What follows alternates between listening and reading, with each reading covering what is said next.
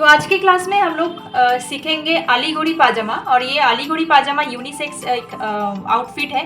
ये मेंस जैसे पंजाबी और जो कुर्ता होता है उसके साथ जो पाजामा होता है वो एक्चुअली है अलीगढ़ी पाजामा।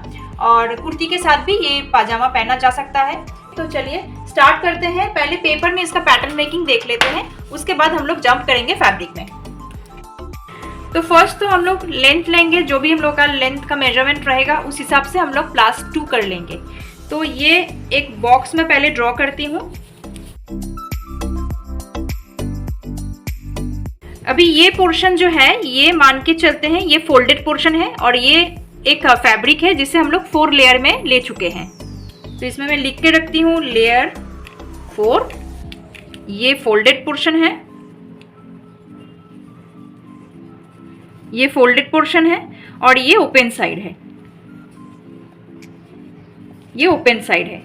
तो यहाँ से फर्स्ट हम लोग लेंथ का मेजरमेंट लेंगे। ये हम लोग लेंथ ले लेते हैं, हम लोग का रिक्वायरमेंट है 42 इंच। तो यहाँ से मेरा लेंथ हो रहा है 42 इंच, साथ में हम लोग 2 इंच एक्स्ट्रा ले लिए। तो ये मेरा हो गया 44 इंच लेंथ और यहाँ पे 42 इंच लेंथ, ये हो गया लेंथ। उसके बाद हम लोग वेस्ट का जो मेजरमेंट है उसमें जाएंगे। पहले तो ये मेजरमेंट देख लेते हैं। वेस्ट का मेजरमेंट है 48 इंच, उसे हम लोग डिवाइडेड बाई 4 करेंगे तो होता है 12 इंच। लेंथ का मेजरमेंट 42 इंच +2 करने से 44 होता है, जो ऑलरेडी हम लोग ले चुके हैं। अभी उसके बाद लेना है क्रॉच एरिया 28 इंच है, उसे डिवाइडेड बाई 2 करेंगे 14 इंच होता है। लास्ट में हम लोग लेंगे एंकल राउंड जो है 16 इंच, डिवाइडेड बाई 2 करने से 8 इंच होता है। तो चलिए अभी बढ़ते हैं वेस्ट की तरफ। तो वेस्ट का मेजरमेंट यहाँ पे है 48 इंच, उसे हम लोग डिवाइडेड बाई 4 करने से हो गया 12 इंच। तो यहाँ पे हम लोग 12 इंच में एक मार्क किए हैं। तो ये एरिया जो है ये 12 इंच का एरिया है। उसके बाद यहाँ से एक हम लोग स्ट्रेट लाइन ड्रॉ करेंगे जो कि क्रॉच एरिया का मेजरमेंट हम लोग लेंगे। यहाँ से ये मेजरमेंट होना चाहिए, क्रॉच एरिया आपका टोटल जितना हुआ है उससे आप डिवाइडेड बाई 2 करके यहाँ पे लीजिएगा। तो यहाँ पे मेरा आ रहा है 14 इंच। 14 इंच ऐसे हम लोग स्ट्रेट लाइन ड्रॉ करेंगे। ये 14 इंच का लाइन है, 14 इंच। साथ में वेस्ट का जो बेल्ट का एरिया है इसे अगर आपको इसी में इंक्लूड करना है, मतलब इसी को फोल्ड करना है, साथ में और 2 इंच आप यहाँ पे एक्स्ट्रा लीजिएगा।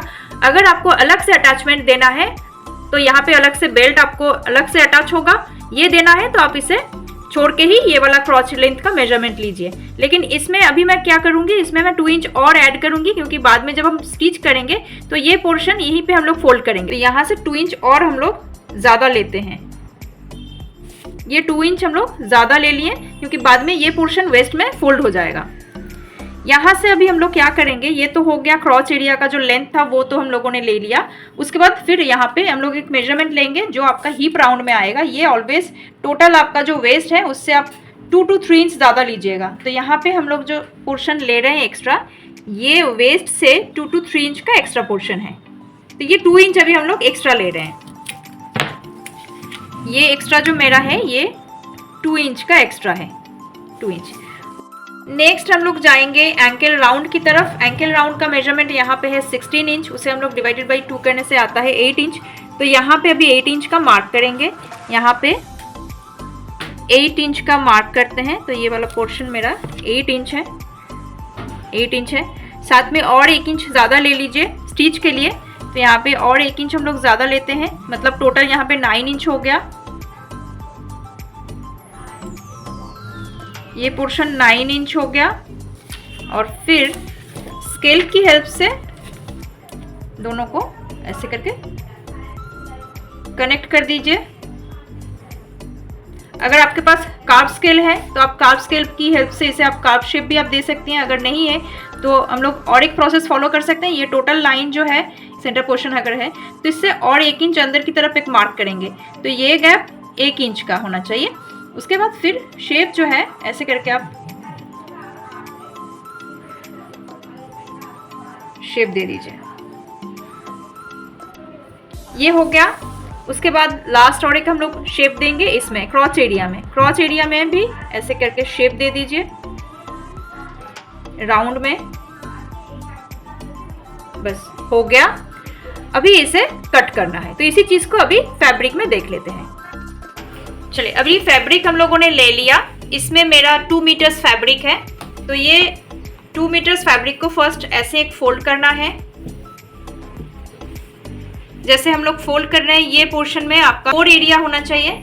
अभी ऐसे करके एक फोल्ड हो गया, फिर ऐसे मिडिल से और एक फोल्ड करेंगे। तो आपको एक्चुअली लेंथ देख लेना है किस साइड में आपका लेंथ आ रहा है। अगर फैब्रिक का ब्रेथ ज्यादा है तो आपको इस साइड से भी आपको लेंथ मिल जाएगा, मतलब फैब्रिक को अगर आप ऐसे फोल्ड करेंगी तो ऐसे भी आपको लेंथ मिल जाएगा। अगर फैब्रिक का ब्रेथ ज्यादा नहीं है, कम है, 34 में ब्रेथ है, तो आपको ऐसे करके फोल्ड करना पड़ेगा। ऐसे फोल्ड कीजिए। तो फोल्ड जो है वो आपका फैब्रिक जितना होगा, जैसा होगा, उस हिसाब से आपको फोल्ड को चेंज करके करना पड़ेगा। अभी 4 लेयर में मेरा यहाँ पे फोल्ड है, 1 2 3 4 लेयर में यहाँ पे फोल्ड है।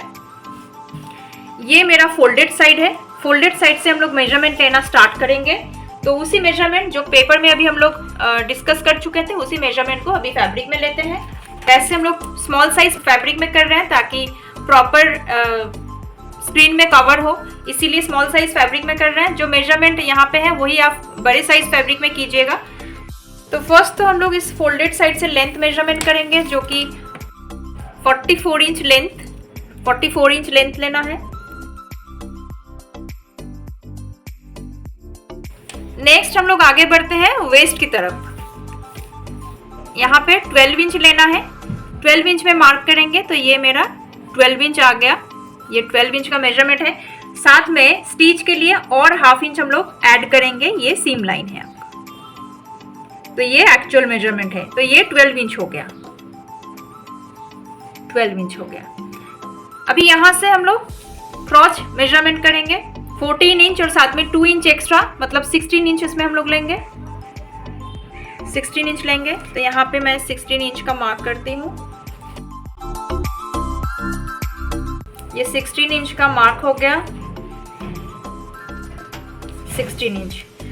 फिर नेक्स्ट हम लोग क्या करेंगे, हिप राउंड का मेजरमेंट लेंगे यहाँ से, जो कि 2 इंच ज्यादा लेंगे। यहाँ पे 2 से 2.5 ले सकते हैं, क्योंकि मैंने यहाँ पे भी हाफ इंच स्टिच के लिए लिया था। तो 2 इंच एक्चुअल में लेना है, साथ में हाफ इंच एक्स्ट्रा, 2.5 हो गया। आप 3 इंच भी कर सकते हैं, वो आपके हिसाब से, आपको जो शेप देने में ठीक लगे। तो 2 to 3 इंच हम लोग यहाँ पे कर सकते हैं। ये हो गया क्रॉच एरिया। फिर हम लोग नीचे की तरफ बढ़ते हैं, जो एंकल राउंड का मेजरमेंट होगा। एंकल राउंड यहाँ पे हम लोग लेंगे 8 इंच, साथ में 1 इंच यहाँ पे भी एक्स्ट्रा, 9 इंच का मेजरमेंट है यहाँ से यहाँ तक। फिर हम लोग इसे भी नेक्स्ट हम लोग इन दोनों को जोड़ेंगे। आप स्केल की हेल्प से भी जोड़ सकते हैं, या ऐसे फ्री हैंड में स्केच करके भी आप इसे जोड़ सकते हैं। ये है हाफ इंच का एक्स्ट्रा मार्जिन स्टिच के लिए। उसके बाद ये पोर्शन जो है, इस क्रॉच एरिया को भी हम लोग शेप देंगे। और यहाँ से 1 इंच का मेजरमेंट ले लीजिएगा। 1 इंच का गैप यहाँ पे लेना है। 1 इंच का गैप लेके फिर इसे आप ऐसे करके शेप दीजिएगा। ये मानिए मेरा 1 इंच का लाइन है, ये कॉर्नर से ये 1 इंच का गैप है। उसके बाद फिर ऐसे करके शेप दीजिए। हो गया। अभी इसे कटिंग करना है।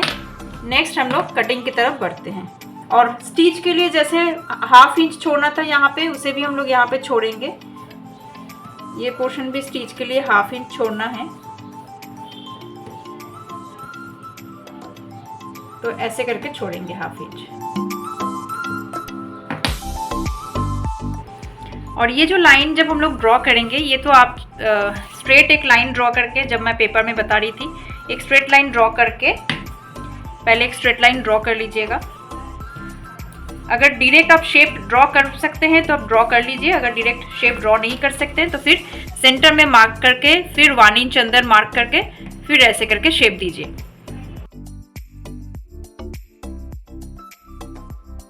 उसके बाद फिर उस हिसाब से हाफ इंच हटा के मार्क करिए। बट ये ऑलवेज ज़रूरी नहीं होता है। आप अगर स्ट्रेट लाइन भी ड्रॉ करेंगे तो भी सही रहेगा, अगर आप शेप ड्रॉ करते हैं तो भी चलेगा। ऐसा नहीं कि अगर स्ट्रेट लाइन ड्रॉ करते हैं तो वो गलत हो जाएगा, तो वो भी चलेगा, क्योंकि अल्टीमेटली बाद में वो शेप ऑटोमेटिकली ले ही लेगा जब आप स्टिच करेंगे।